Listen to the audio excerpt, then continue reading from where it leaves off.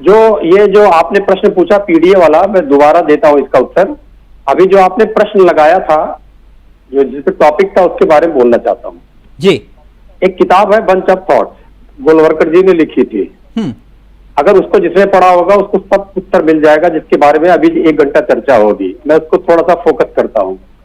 ये जो कुछ हो रहा है आरएसएस के इशारे पे, भारतीय जनता पार्टी भारत के मूल धार्मिक, संवैधानिक, आर्थिक और सांस्कृतिक चरित्र को बदलना चाहती है। इस कुकृत्य में पीएम भी शामिल है, सीएम भी शामिल है, सांसद भी शामिल है, विधायक भी शामिल है, छुटभइये नेता भी शामिल है।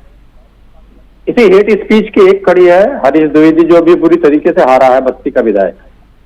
इसके घर पे आज के डेट में घर पे जाएगा, चाइना की लाइट लगी हुई है, पूरे घर को सजा रखा है उससे पहले उसके पास एक कमरे का घर था, अब 1.5 एकड़ में बना हुआ है।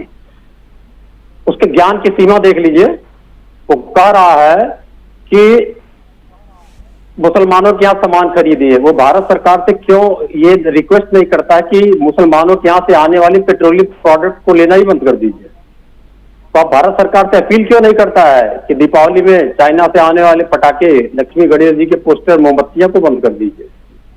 तो क्यों नहीं बता रहा है हरीश द्विवेदी कि मोदी जी की नीतियों के चलते 35 लाख छोटे कारोबारी बंद हो गए, 1,34,00,000 लोग बेकार हो गए? कहां से बनाएंगे ये सामान?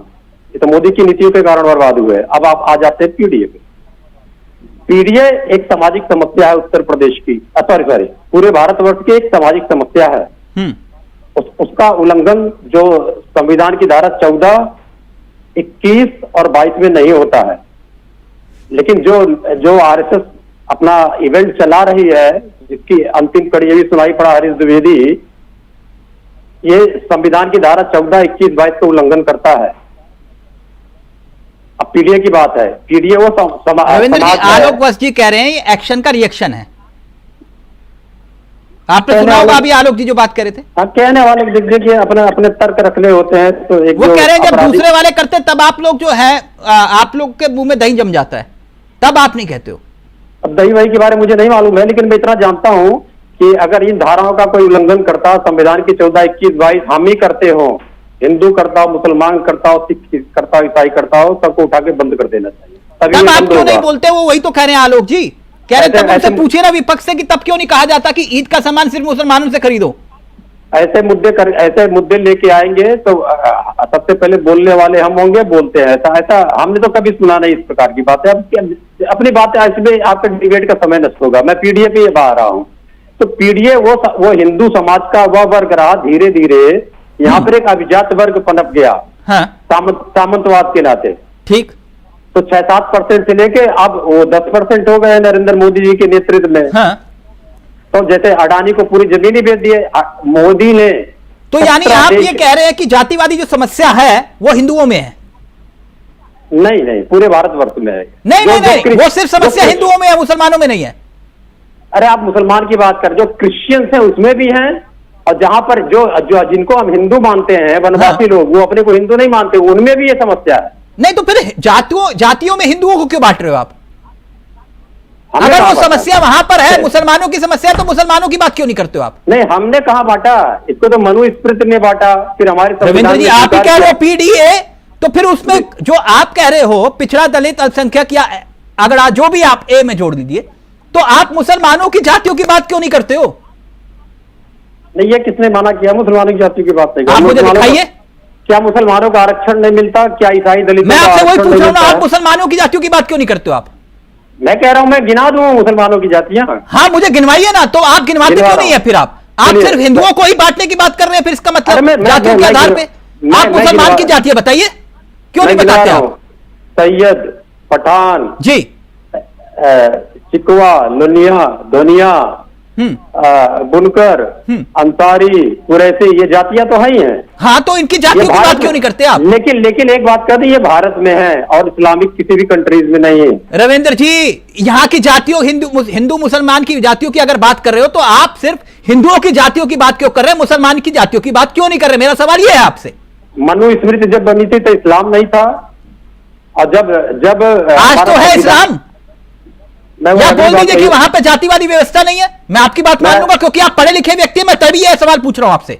मैं अगली बात वही कह रहा हूँ, जब हमारा संविधान बना तो उसने जो व्यवस्था की हम उसी पे बोलेंगे। वो हम हरीश द्विवेदी तो नहीं है कि संविधान से अलग हटके बोलेंगे। तो क्या संविधान इस बात की इजाजत नहीं देता आपको कि आप मुसलमान की जातियों की बात करें?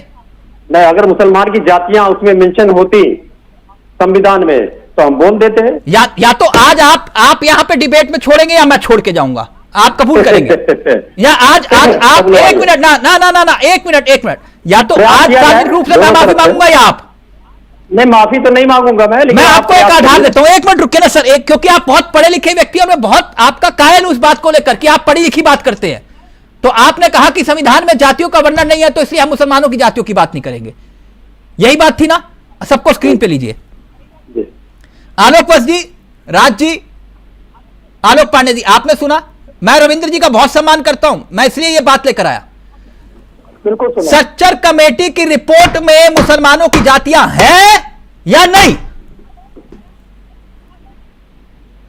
है कि नहीं? रविंद्र जी इस बात को बोल दीजिए, बोलिए। जिस सच्चर कमेटी की रिपोर्ट को आप कहते हो कि ये जनता सबके सामने रखे, उसमें सच्चर कमेटी में मुसलमानों की जातियां हैं कि नहीं है? सर, सच्चर कमेटी बनी ही थी मुसलमानों के आर्थिक उत्थान के लिए। उसमें सारी जातियां जो मैंने गिनाई है वो भी सर मैं आपने वही कह रहा हूं, यही तो मैंने आपसे कहा। आप वही बात आलोक वत्स जी कह रहे हैं कि आप हिंदुओं को बांट रहे हो। मैं यही आपसे कह रहा हूं, सच्चर कमेटी संविधान नहीं है। सच्चर कमेटी फिर उसको सिफारिश को लागू करने की बात क्यों करते हो आप? मैं कह रहा हूं आप कह रहे हो कि उसकी कमेटी की सिफारिशों को लागू करो, बोले संविधान नहीं है।